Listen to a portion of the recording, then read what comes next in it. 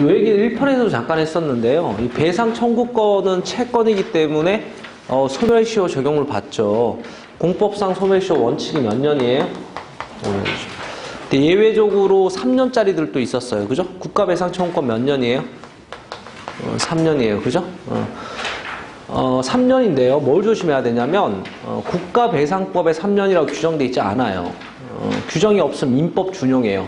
이 3년이라는 건 민법에 있는 손해배상 3년을 국가배상법에 준용해서 3년 적용해요. 그러니까 국가배상법상 배상청구 소멸시효 3년이다 이렇게 하면 틀린단 말이지. 국가배상법 규정 없어요. 이건 못했고. 자, 배상청구 절차 볼게요. 청구 절차. 제4목 배상청구 절차. 공물하자 뒤에 있죠, 그죠?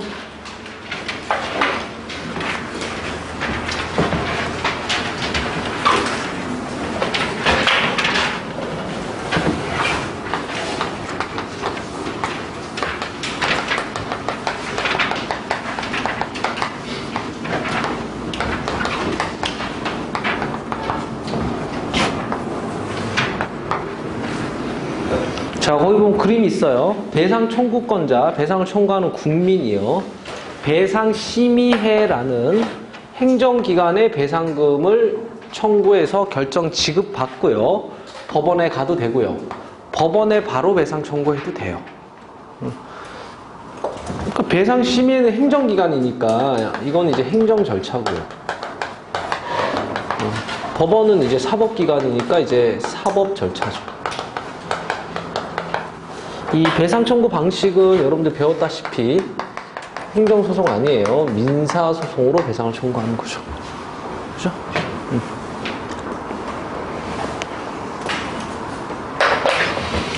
자, 그럼 이 배상심의라는 거는 이제 합의제 행정청이에요. 이거 의결기관이다 이렇게 하면 틀려요. 의결기관은 결정밖에 못해요. 배상심의는 행정청이에요. 결정 표시까지 하는 거죠. 그래서 이 배상심의는 법무부의 본부심의가 있고요. 시도의 지구심의가 있어요. 그래서 배상심의의 배상금 결정을 받아보는 거예요. 근데 이 시도에 있는 지구심의의 배상금 결정에 불복하는 거야. 배상금 1억 받아라고 했는데 싫어 그게. 너무 적다고 생각해. 그러면 법원에 찾아가서 소송해도 되고요. 자, 본부심의로 재심의를 신청해도 돼. 이게 왜 시험에 나오냐면요. 이 배상심의의 결정은 행정심판이랑 비슷한 거야. 원래 행정심판이란 건 재심이 없어. 한 번 하면 끝이야. 얘는 특이하게도 지구심의에 불만족스러운 본부심의에서 재심, 다시 심리해서 결정할 수 있다 없다? 있다라는 것만 그냥 알면 돼. 재심이 된다라는 거. 좀 특이하기 때문에 재심된다. 그림에다가 지구심, 본부심의로 화살표해갖고 재심 가능 적으면 되는 거죠. 그죠? 근데 이 배상심의의 결정이라는 게 예전에는 필수 절차였어요. 무슨 말이냐? 배상심의의 결정을 거쳐야지만 법원에 소송할 수 있었다 이 얘기예요. 근데 이게요. 지금은 의무 절차로 바뀌었죠. 그러니까 이렇게 바로 가도 되잖아. 해도 되고. 의무적인 절차예요. 이거는 뭘 물어보냐면 왜 바뀌었냐라는 거야. 왜 바뀌었다고 돼 있어요. 법이 개정돼서 바뀌었다 이렇게 돼 있는 거지. 예전에 필수 절차가 위헌 결정 나서 바뀌었다 이렇게 하면 틀려요. 예전에 필수적으로 거치도록 했을 때도 합헌이었는데 합헌이었지만 임의로 바뀌었어. 왜? 법이 개정돼서 바뀐 거야.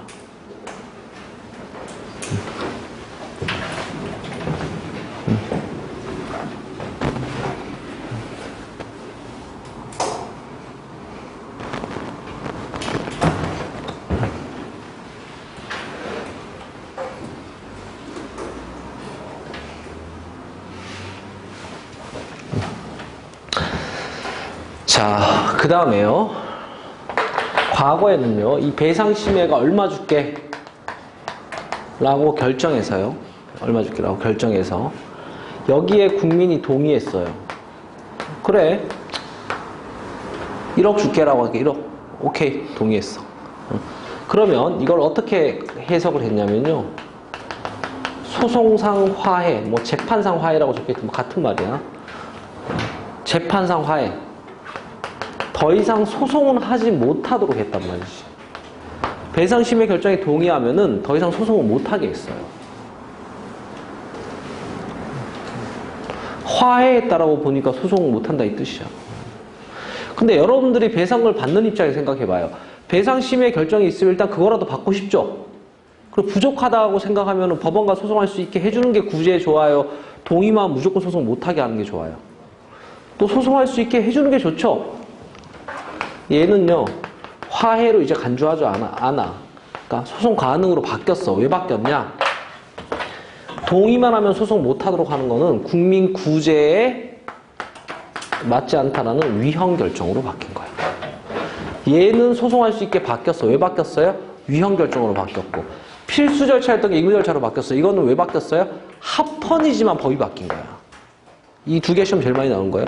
얘는 왜 소송 못하게 하다 이제는 동의해도 소송할 수 있게 바뀌었다? 왜 바뀌었다? 위헌 결정. 필수가 의무로 바뀐 건 왜 바뀌었다? 합헌이지만 법이 바뀐 거야. 법이 개정된 거야. 알겠습니까? 어렵지 않죠? 자, 그 다음에 이런 뭐 행정 과정 거쳐도 되고 그냥 바로 가도 돼요.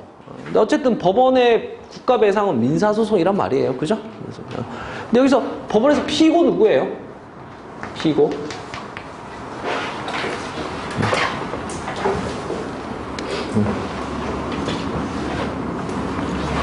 배상 책임자가 국가나 지자체니까 뭐 피고는 무조건 국가는 지자체지. 국가 본 적이 있어 없어요? 없죠. 그죠?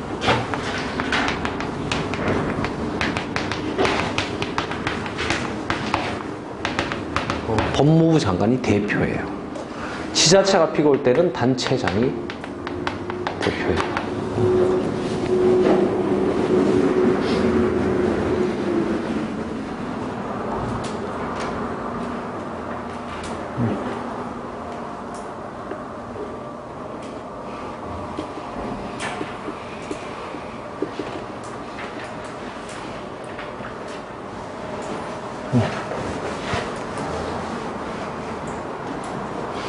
여기서 조심할 거 알려줄게요. 국가가 피고일 때는 법무부 장관이 대신 피고이다. OX. 대표지 피고가 아니야. 피고는 국가야. 얘 피고라고 그러면 틀려. 지자체가 피고일 때는 단체장이 대신 피고이다라고 하면 틀려. 대표한다라고. 무슨 말인지 알겠죠? 그것만 조심하면 돼. 자, 이제 마지막으로 배상금 결정만 배우면 돼요. 3번에 배상 책임의 내용. 이런 과정에서 배상금 결정해서 지급하면 끝나는 거죠.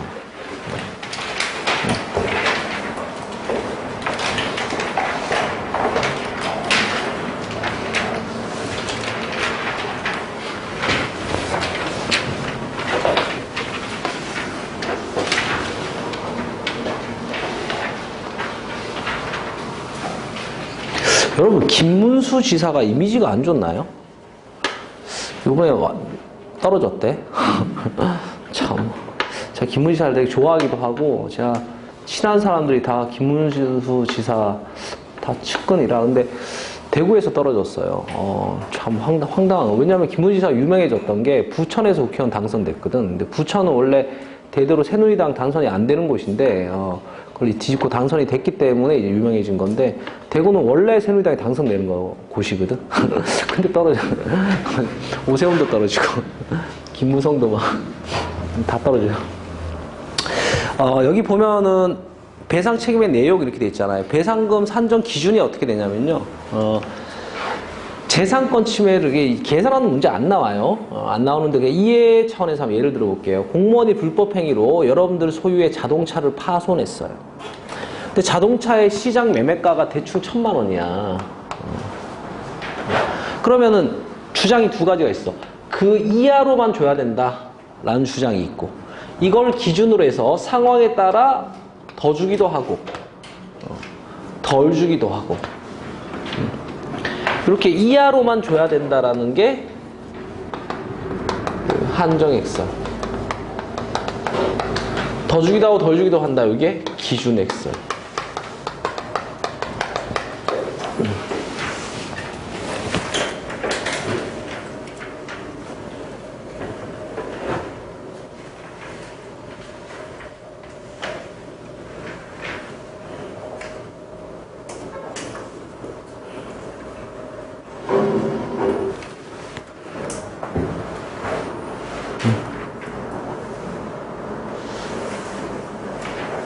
뭐가 국민한테 더 유리해요? 한정액설이에요? 기준액설이에요? 우리나라는 기준액설이에요. 더 주기도 하고 덜 주기도 해요.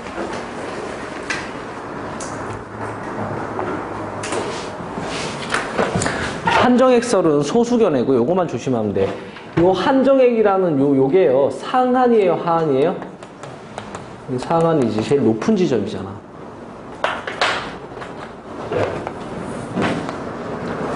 프라이스.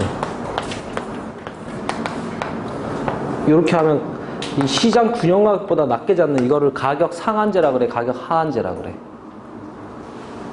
근데 가격 상한제지. 이 기준가격 여기지만 이 이하로만 받으라는 거잖아. 그러니까 이게 최고 뭐예요? 상한이야, 상한. 이렇게 하면 뭐예요? 이상 받아라. 그럼 이게 제일 높은 점이 제일 낮은 점이야. 하한제잖아. 이게 한정이다 그러면 이하니까 이게 상한이라고. 상한. 그죠? 자, 기준액설을 기준으로 하는데 여기에서 배상금이 결정이 났어요. 그럼 여러분들이 일시불로 받을래, 분할해서 받을래 물어보면은 일시불로 받고 싶어요? 분할해서 받고 싶어요? 대부분 일시불로 받는 게 맞아. 그러니까 1928년도 경제 대공황 제외하고는 계속 인플레이션이었기 때문에 제가 어렸을 때 새우깡이 50원이었거든? 지금 1,000원이잖아? 지금 1,000원과 예전에 50원이 가치가 같아요. 그죠? 그러면 지금 1,000만 원 받을 게 나중 가면은 이거 100만 원 가치도 없을 수도 있다. 그러니까 빨리 받는 게 좋다고. 근데 이렇게 되면은 분할해서 받으면 이제 나눠서 나중에 받아야 될 거 일시불로 땡겨서 다 받잖아요. 그럼 나중에 받을 걸 지금 받으면 이자가 발생할 수도 있죠. 그러니까 이자가 발생할 경우에는 중간중간에 발생할 이자를 다 빼고 배상금 산정해서 줘요. 나중 받을 걸 지금 땡겨서 받으면 나중에 받고 지금 받았으니까 그 사이 동안 이자 붙잖아요. 빼고 준다고. 근데 이 중간이자를 산정하는 방식이 단리계산, 단할인법이 있고요. 복리로 계산하는 복할인법이 있어요. 이 단리로 하는 걸 호프만식, 복리로 하는 걸 라이프리츠식. 이렇게 불러. 이거는 빼고 주는 거니까 중간이자가 많이 산정되는 게 국민한테 유리해요? 적게 산정되는 게 유리해요? 적게 산정되는 게 유리하지. 적게 산정. 단리로 계산해야 적게 산정돼요? 복리로 계산해야 적게 산정돼요? 이런 거 계산해봐야 돼. 계산은 나오지도 않고. 라이프리츠, 이 학자 이름이 라이프리츠 누구예요? 독일 학자죠, 그죠? 이 사람 미분 만든 사람이죠? 라이프리츠가 미분을 만들었냐? 아이작 뉴턴이 만들었냐? 뉴턴이요, 천재학자죠. 그래서 영국 중앙 무덤이라고 해야 되나? 뭐 국립묘지 같은 거기에 제일 중앙에 묻혀있는 사람이 엘리자베스 2세도 아니고요. 뉴턴이에요, 뉴턴. 뉴턴은 평생 돈이나 권력이나 이런 거를 추구하지 않았어요. 아주 청렴하게 학문 활동만 열심히 했는데 뉴턴이요. 이 라이프리츠가요. 미분을 그 논문으로 발표했거든요. 그 논문을 보고 뉴턴이 깜짝 놀랐어요. 그래서 자기의 모든 인력과 모든 재산을 다 동원해가지고요. 그 당시 왕립학회 학회장이었거든, 뉴턴이. 라이프리츠한테 소송을 걸었어. 자기 논문 표절했다고. 몇 년 동안 소송을 해요. 엄청난 욕심을 낸 거지. 왜냐하면 이제 뉴턴도 알고 있었던 거야. 미분이라는 개념이 세상을 엄청나게 바꾸고 아주 길이길이 이름에 남을 거라는 걸. 근데 이제 뉴턴은 미분을 공식적으로 발표한 적이 한 번도 없어요. 이 처음 한 게 라이프리츠야. 라이프리츠도 미분이라는 걸 스스로 만들었다고 두 대 사람들이 봐요. 라이프리츠가 좀 더 어려, 뉴턴보다. 근데 뉴턴이 예전에 발표했던 논문들을 보면은 뉴턴이 이미 미분 개념을 알고 있어요. 알고 있다는 전제에서 논문들이 발표가 됐어. 근데 이제 얘가 공식적으로 발표하니까 이제 미분 창시자가 돼버린 거잖아. 뉴턴이 이제 이게 도저히 받아들일 수가 없는 거야. 소송을 해가지고 결국은 뉴턴이 이겨요. 그래서 미분 창시자 뉴턴이라고 나오는데 지금 여러분들이 배우는 미분은 다 라이프리츠가 만든 기호나 이런 거 다 쓰고 있어. 근데 뉴턴은 영국 제일 중앙 무덤 제일 중앙에 묻혀 있거든요. 근데 라이프리츠는 자기 집 옆에 죽을 때 장례식장에 온 사람 10명이 채 안 된대. 엄청 초라하게 죽었어요. 그러니까 이 인생에서 이런 소송의 패배를 맛보고 엄청난 충격에, 근데, 이 사람들이 사실 처음에 원래 유명했었는데요. 이 사람 이름이 생각이 안 나네, 그 수학자 이름이. 되게 유명한 수학자인데. 지금도 아직 안 풀리는 수학 문제 있죠. 2년 전에 러시아 학자가 하나 풀어가지고 뉴스에 계속 나왔잖아. 관심 없죠? 러시아 러시아 이름 너무 길어 이름 기억 못 하는데, 그 러시아 수학자가 그 문제를 풀었어요. 불가사리 안 풀리는 문제 중에 그걸 풀었어. 풀어가 되게 유명해진 거야. 그 상금도 있거든. 상금은 다 사회 환원하고, 그래서 막 하버드부터 뭐 전부 교수로 초빙하려고 했는데 다 거절했어요. 그리고 MIT에서 정 교수 하기 싫으면 와서 특강이라도 해줘라. 그래서 이 수학 문제 푸는 특강을 했거든요. 2박 3일 동안. 2박 3일 동안 했습니다. 실패. 근데 그 수학자가 그 당시에 굉장히 유명했던 천재 물리학자 뉴턴이었고요. 라이프치자 몇 명 있어요. 전국에 천재학자 100명을 대상으로 수학 문제를 내요. 그래서 이 서문에 밝혀요. 뭐라고 밝히냐면, 이 문제를 푸는 사람은 후세에 굉장히 유명해질 거다. 라고 해서 낸 문제가 뭐냐면, 걔가 프랑스이거든. 이게 에펠탑인데, 요 지점까지 제일 빨리 공이 떨어질 수 있는 방법이 뭐냐. 당연히 이거 아니야. 이렇게 가는 건데, 이걸 수리적으로 증명을 하라는 거야. 그러니까 이게 사이클로이드예요. 자전거 이렇게 휙휙 가는 거 있잖아. 직선으로 가는 것보다 더 빨리 가거든. 근데 이걸 사실 이 문제를 왜 만들었냐면은, 뉴턴이 이 문제를 풀 수 있는지가 궁금해서 만든 거야, 사실. 근데 뉴턴한테만 보내면 너무 좀 공격적이고 좀 이러니까, 세계 유명 학자들 다 뿌린 거예요. 그래서 이걸 3명이가 4명이 풀었어. 라이프리치가 풀었고요. 한 이틀 정도 걸려서 풀었고요. 그리고 나머지 학자 2명이 한 2주 정도 후에 이제 답이 왔어요. 근데 뉴턴한테 답이 안 오는 거야. 근데 한 달이 지나서 이제 온 거야. 근데 왜 그랬냐면 뉴턴이 영국 사람이라고, 배가 이제 우편이 들어가다가 풍랑망나 이래가지고 되게 늦게 도착하고, 뉴턴이요. 이게 뭐 일한데 그 문제를 이게 딱 받아보면서요. 그 자리에서 그냥 3-4시간 동안 풀어서 그냥 보냈어요. 보냈는데 자기 이름을 안 써서 보냈어요. 그러니까 뉴턴이 자기 시험한 날 자체가 기분 나쁘다 이거지. 그래서 자기 이름도 안 써서 보냈어. 근데 이 사람이 이 편지를 딱 받으면서 뉴턴인 줄 알아요. 그래서 뭐라 그래? 영국이 이제 걔들 상징적인 동물이 사자죠. 사자 맞죠? 사자는 발톱을 숨겨도 표가 난다. 이런 표현을 썼어요. 보고.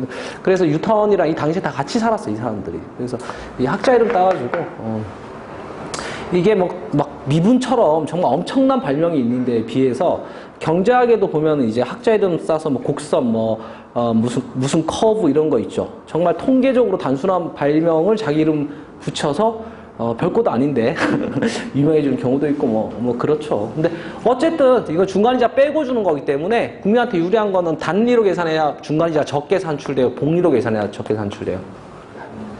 단리는 그냥 비율이죠. 복리는 붙은 거에서 다시 붙기 때문에 증감이야. 승이 되는 거야. 그러니까 당연히 이게 더 유리하죠. 그래서 우리나라는 다나리, 호프만식을 취하고 있어요. 빼고죠. 이렇게 빼고 주고 나면은 국가 배상은 끝나는 거죠. 돈 줬으니까 국가 배상은 다 배웠어요.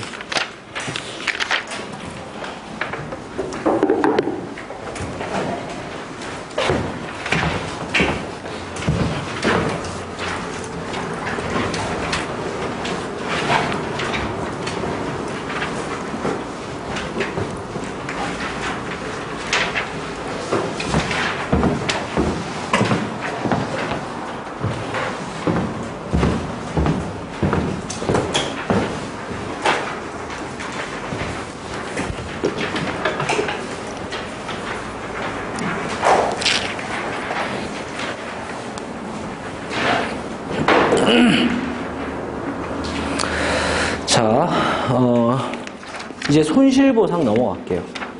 손실보상 일반적인 이야기는 다 했고요. 손실보상도 국가배상처럼 무슨 소송으로 청구해야 돼요? 민사소송으로 청구하죠. 근데 차이가 뭐예요?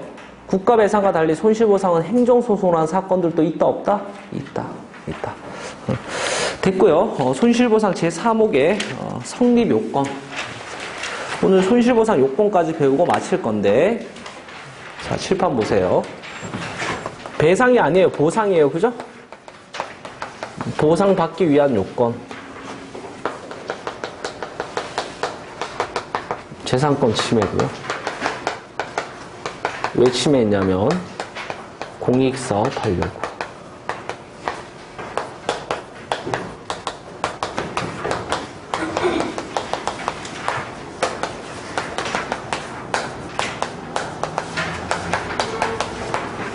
다섯 가지 요건이에요. 재산권을 침해했어. 왜? 공익사업 때문에. 그래서 특별한 인상이 발생했고 보상금을 줄 수 있는 법적 근거가 있는 거야.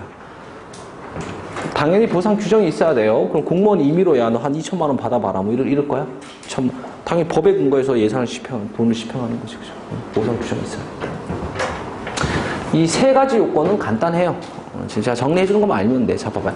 재산권 침해, 보상은요, 우리 앞에서 배웠던 배상과 달리 뭐는 포함이 안 돼요. 비재산권 침해는 포함이 안 돼.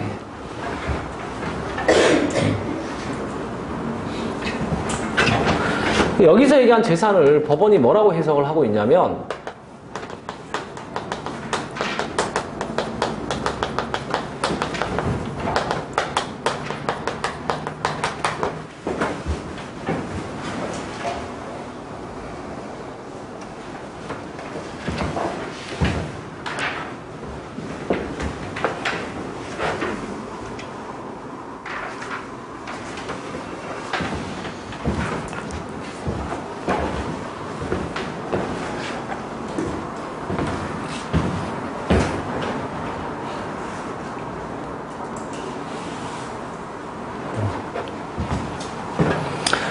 모든 재산이니까 그게 채권이든 물건이든 설령 지적 재산이든 다 돼요. 대상이 다 돼요.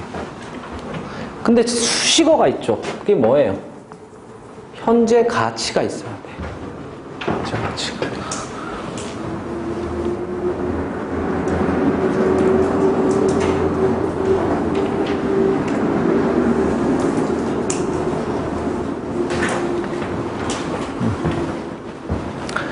판례가요. 학술 문화적 가치. 이거 당장 현재 가치 있는 거 아니죠. 또는 기대되는 이익. 이런 거는 보상의 대상이 되는 재산이 아니라고 했어요. 이 판례 그냥 조심하면 돼요. 재산권 침해에서 재산이 무슨 뜻인지 이해를 하고요. 여기에 보상 대상이 되지 않은 재산 두 가지, 학술 문화적 가치, 기대이익 그거 기억하면 돼요. 그리고 손실보상은 대전제가 비재산권 침해는 보상 대상이 된다 안 된다? 안 되죠. 그죠? 재산권 침해에 국한되니까 양도할 수 있어 없어요? 있다. 재산권 양도할 수 있잖아.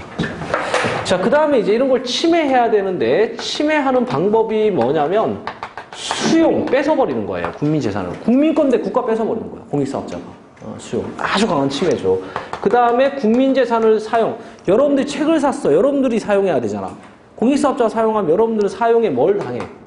제한을 당하죠. 사용과 제한은 큰 차이는 없어요. 여러분들 거를 여러분들이 사용 못하고 공익사업자가 사용하면 여러분들 사용 제한 받잖아. 침해잖아, 침해. 지가 사용 못하면 침해지. 근데 비교하자면 이 중에서 제일 강한 침해 뭐예요? 수용이 제일 강한 침해죠. 아예 뺏어버리는 거야. 소유권을 아예 뺏어버리는 거야. 그러니까 수용, 뺏는다. 국가 재산을, 국민 재산을 국민이 아니라 공익사업자 사용하고 제한 주고 뭐 이런 거 침해하는 방법이고. 그럼 거기에 대한 성질은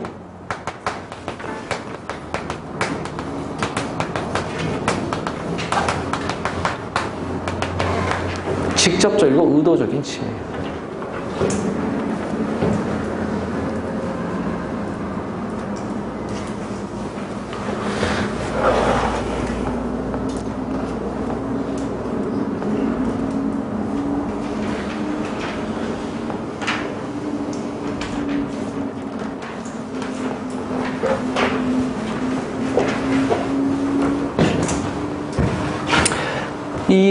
이 손실보상의 원인이 되는 침해는요, 일부러 침해하는 거예요? 비의도적 하다 보니까 침해 발생하는 거예요? 아까 얘기했죠. 이런 거잖아. 뭐 공원 지으려고 하는데, 여기에 갑돌이가 살고 있어. 공원 짓다 보니까 침해하는 거예요? 공원 같은 공익사업은 도시계획에 따라서 계획까지 수립해가지고 위치, 지역, 뭐 거기 사는 사람 누구, 아주 계획적이고 의도적으로 침해하는 거예요. 일부러 공원 지을 의도로 일부러 대놓고 침해하는 거예요. 그러니까 직접적이고 의도적인 침해예요. 전형적 침해라고 해요. 비의도적인 게 아니에요. 전형적인 침해예요.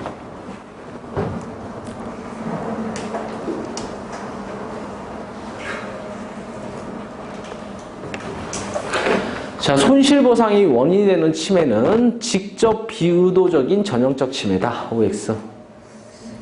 간접 의도적 침해다. OX. 좋은 거 바뀌어 나오면 틀리는 거야. 이런 거 바뀌어 나오면 틀려. 그죠? 일부러 대놓고 일부러 침해하는 거야. 이 공익사업 할 의도. 자, 그 침해 이유는 공익사업인데요. 이걸 뭐라 하면 되냐면 공익사업인지 아닌지 어떻게 아냐는 거지. 사업의 주체를 보고는 알 수가 없어요. 사업의 주체를 보고 알 수가 없어요.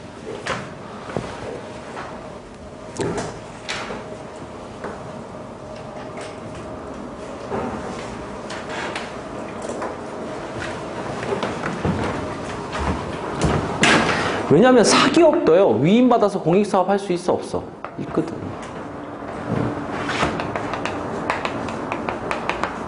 사업의 성질을 보고 판단해야 되는 거지, 누가 했냐를 가지고 몰라요. 국가가 할 수도 있고요, 공공단체가 할 수도 있고요, 사기업이 위임받아서 할 수도 있고요, 뭐 그런 거죠, 주체는. 그러니까 사업만 보고 판단해요. 요건 세 가지는 좀 쉽게 정리가 됐어요. 이게 끝이에요. 벗어나지도 않고. 이제 문제는 이제 이 두 가지야. 여기 내용이 좀 많아. 특별희생이 발생해야 되는데 특별하다. 뭐가 특별한 거예요? 상당히 불명확한 용어죠. 특별한 희생. 특별한 게 뭘까? 그죠? 거기에 대한 이제 해석이 필요한 거야.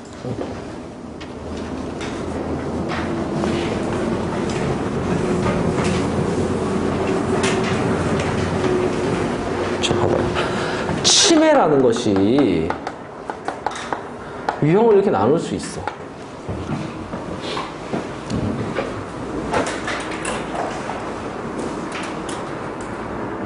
침해라는 것이. 옆집, 제가 지금 아파트 살고 있는데요. 제 옆집에서요, 칠순잔치를 한다고 막 밤새도록 막 노래 부르고 막 난리야. 막 잠도 못 자게. 나 침해 당했어, 안 당했어? 당했죠. 잠도 못 자고 막 시끄럽고 막 엄청 침해를 당한 거야. 그럼 제가 어떻게 해야 돼요? 옆집 노크하고 보상금 35만 원 주세요. 그 사람이 순순히 주겠어요? 어이없어 하겠죠? 왜요? 왜 어이가 없어요? 그런 거를 상린관계라고 하거든. 이웃해서 살다 보면은 나도 시끄럽게 하는 경우가 있고 지도 시끄럽게 하는 경우가 있고 그럴 수 있는 거잖아. 그죠? 그러니까 이런 거는 침해는 침해지만 우리가 사해라는 모일해자죠. 더불어 살다 보니까 어쩔 수 없이 받는 제약이야. 어쩔 수 없이 받는 제약이야.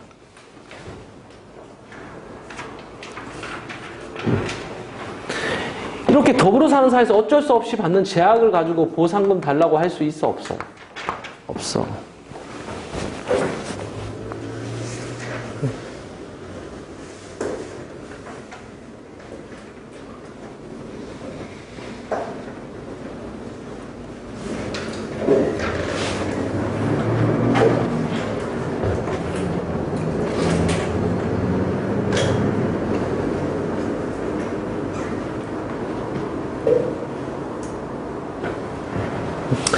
근데요, 옆집 아저씨가요, 뭐 싸움이 나가지고 우리 집 문짝을 부셔버렸어.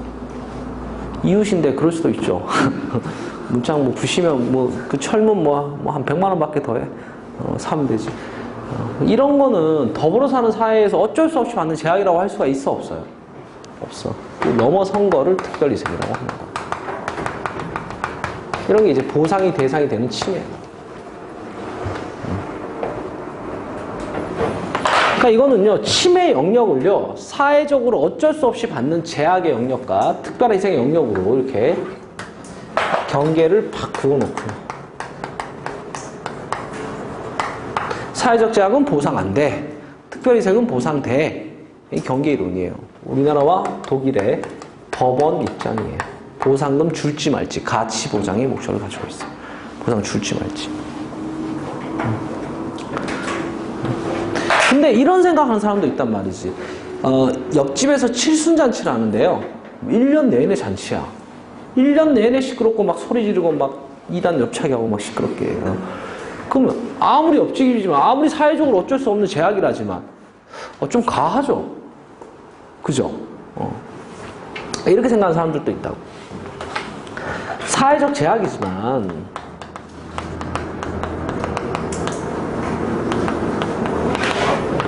비례 원칙에 따라서 비례 원칙에 어긋나는 침해면 보상이 훨씬 더 많고. 비례 원칙 다른 말 과잉 금지죠. 그러니까 비례 원칙에 위반되지 않는 정도의 침해가 보상 대상이 아닌 거야.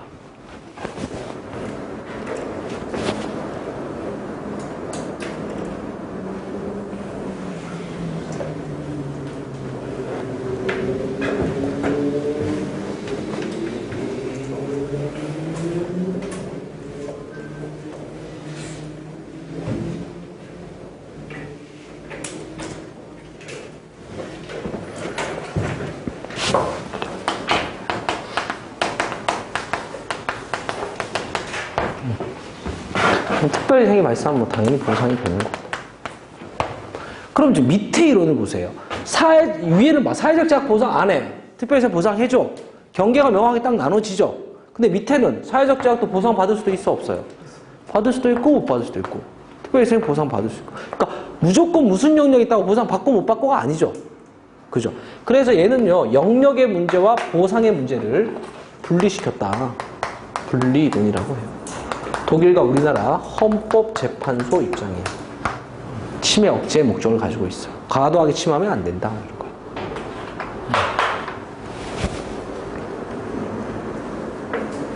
그럼 우리나라 법원에서 이 사회적 제약으로 봐서 보상 안 해준 대표적인 사례가 아까 전에 예를 들어줬던 이웃관계에서 발생하는 뭐 소음 같은 거, 상린관계. 그 다음에 시험 제일 많이 나온 게 그린벨트예요.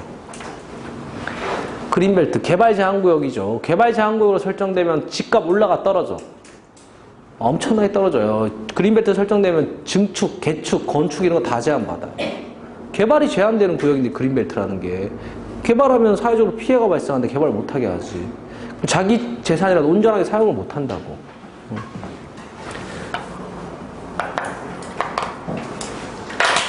뭐 환경정화구역 설정, 뭐 학생보호구역 설정, 뭐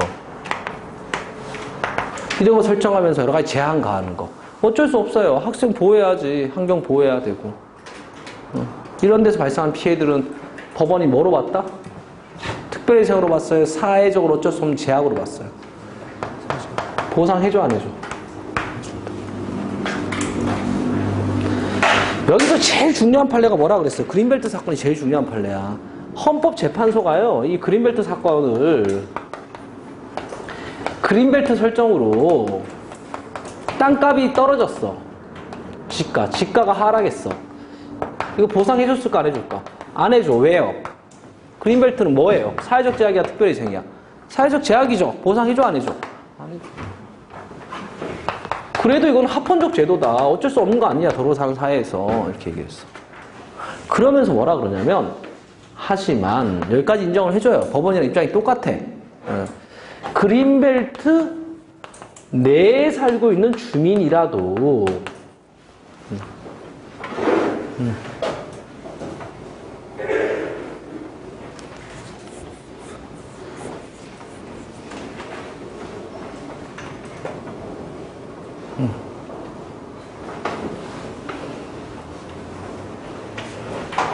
그린벨트 내에 살고 있는 주민이라도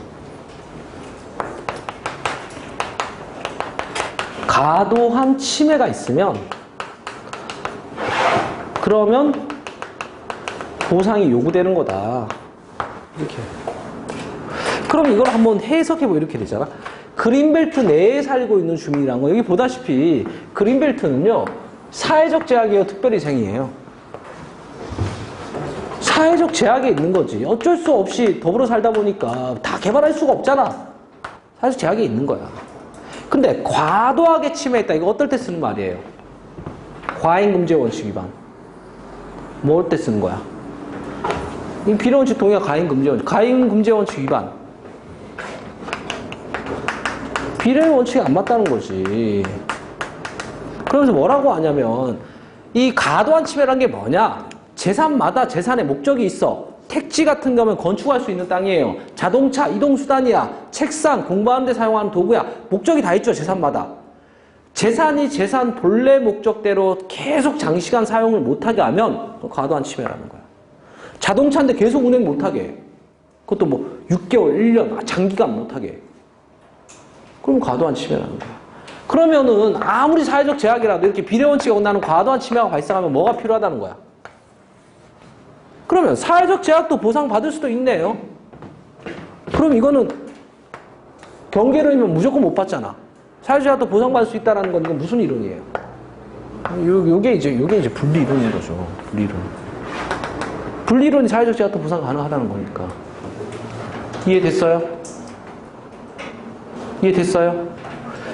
근데요, 이게 어쨌든 예전에는 법원이 그린벨트 사회적 제약으로 보상 안 해줬잖아요. 그러니까 이 보상 규정이 있었겠어요? 없었겠어요? 보상을 계속 안 해주는 사안이었으니까. 보상을 안 해주는 사안이었으니까 보상 규정이 없었겠죠. 보상 규정이 없었을 거야. 근데 보상이 필요하다고 했잖아. 그래서 헌재가 뭐라고 했냐? 빨리 보상 규정 만들어라 이렇게 했어. 헌재는 도시계획법 21조 그린벨트 사건에서 그린벨트 내주에 과도한 침해가 있으면 보상이 필요하다고 하면서 보상 규정이 없음에도 불구하고 보상을 해주었다. OX. 보상 규정 없음에도 불구하고 보상을 해주었다. 이렇게 하면 안 되고 보상 규정 만들 때까지 뭐 했어요? 웨이팅 했단 말이지. 기다렸단 말이지. 입법 빨리 만들라고 촉구하고. 여기 조금 난이도가 있어요. 특별희생이. 그러니까 이 경계이론이 대부분 현실적 이론 적용의 경계이론에 따라서 분리이론 적용해버리면 그때그때 달라져. 비례원칙 다 따져와야 돼. 그러니까 주로 경계이론인데 결국 특별희생이라는 건 무언 뜻이에요? 뭐를 넘어선 거야? 더불어 사는 사회에서 어쩔 수 없이 받는 제약을 넘어섰다라고 판단되면 그걸 뭐로 봐? 특별희생으로 보고 그럼 뭐 대상이 돼요? 그럼 배우는 손실보상의 대상이 되는 거야. 그죠? 근데 이런 것들은 특별희생으로 본 게 아니라 사회적으로 어쩔 수 없이 받는 제약으로 봤단 말이지. 이해됐습니까?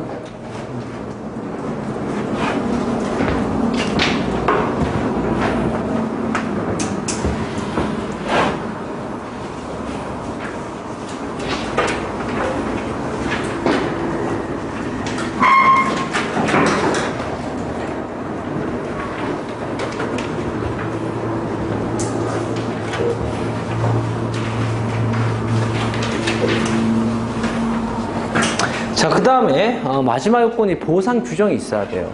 저희 보상 규정 관련된 파트 펴봐요. 5번 보상 규정이 존재할 것. 요건에서 5번 보상 규정이 존재할 것. 거기 보면 이런 그림이 있어요. 우리 헌법 23조는요 뭐라고 규정되어 있냐면 침해도 법에 근거해서 하고 침해 있으면 거기에 상응하는 뭐도 있어야 돼. 보상 규정도 있어야 돼. 그래서 정당하게 보상해줘라 이렇게 규정돼 있다고. 그러니까 이걸 동그라미 쳐서요. 헌법에 뭐라 돼 있냐면 침해도 법률로 하고 보상도 법률로 하라고 있어. 법규 명령 들어가면 틀려요. 침해도 법률로 하고 보상도 법률로 해라라고 규정이 돼 있다고.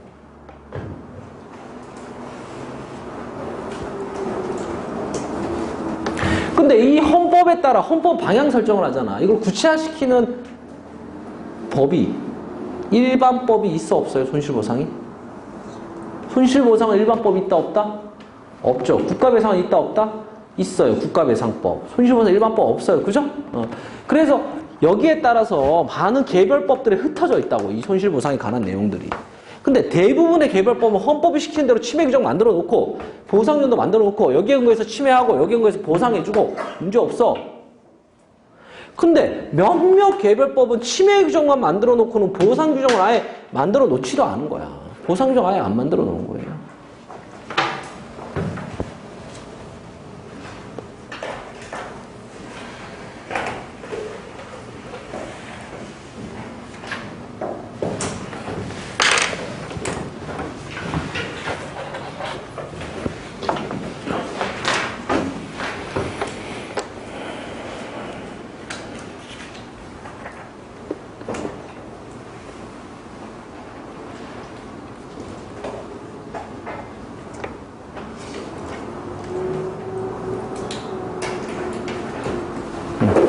그러니까 지금 문제되는 개별법이 뭐예요? 침해 규정만 만들어 놓고 침해는 시컨하고는 거기에 상관한 보상 규정이 있어 없어요? 이게 제일 문제인 거야. 이런 경우에 개별법들이 문제가 되는 거야. 그러니까 우리가 이걸로 치면 이렇게 되는 거죠. 재산권을 침해했어. 공익사업을 이유로 특별희생이 발생했어. 이런 이유로 다 침해했어. 근데 보상 규정이 있어 없어요? 없어. 이렇게 되는 거야.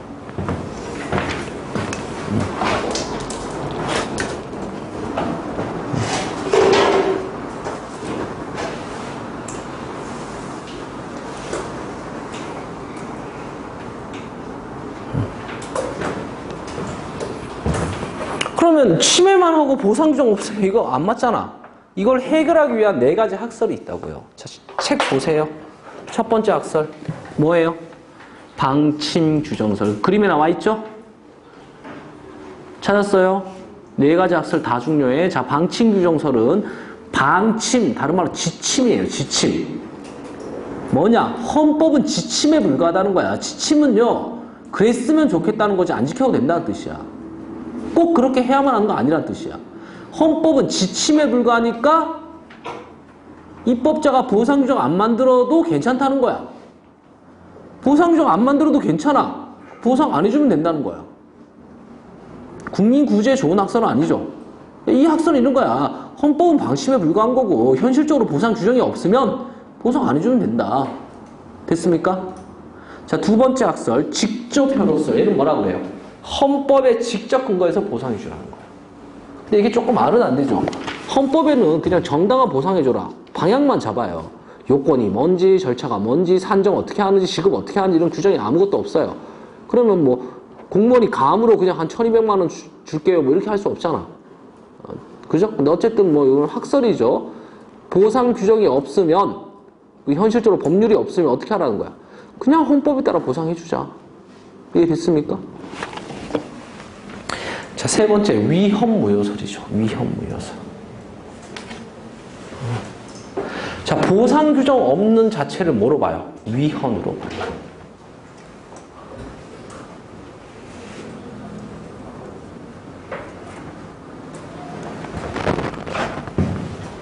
보상 규정 없다를 위헌으로 봐. 그러면 헌법에 어긋나는 거는 위법한 거잖아요? 그럼 이거는 위법 침해니까 보상이에요? 우리 좀 전에 배웠던 배상이에요? 그래서 이거는 배상해줘라 이렇게 되는 거야. 보상 규정이 없다라는 건 헌법에 보상이 두라고 그랬잖아. 근데 없잖아요. 헌법에 어긋나는 침해라는 거야. 그럼 위법 침해고 이거는 배상 문제라는 거야. 자, 세 번째 학설은 동의어를 알고 있어야 돼요. 위헌무효설 우측에 배상해줘라 동의어 옆에 쓰세요.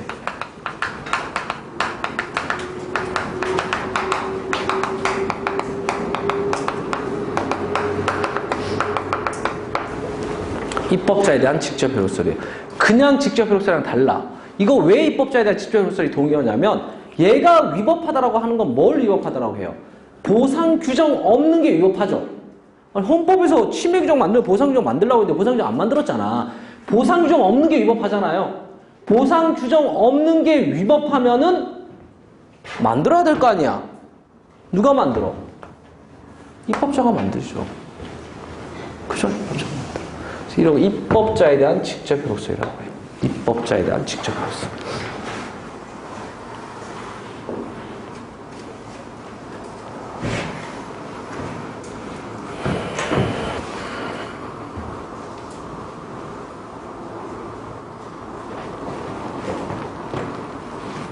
결국은 보상 규정 없는 게 위법하니까 보상 규정을 빨리 만들라고 하는 거죠. 보상 규정 없는 게 위법하니까 보상을 만들어야 될 거 아니야. 이 입법초가 어디서 많이 봤는데? 어디서 봤어요? 그린벨트 사건에서 봤죠? 과도한 침해한 보상 필요한데 보상 규정이 있어 없어? 없으니까 만들라고 했잖아. 그러니까 이거는 저기 학설로 치면 뭐랑 같은 거야?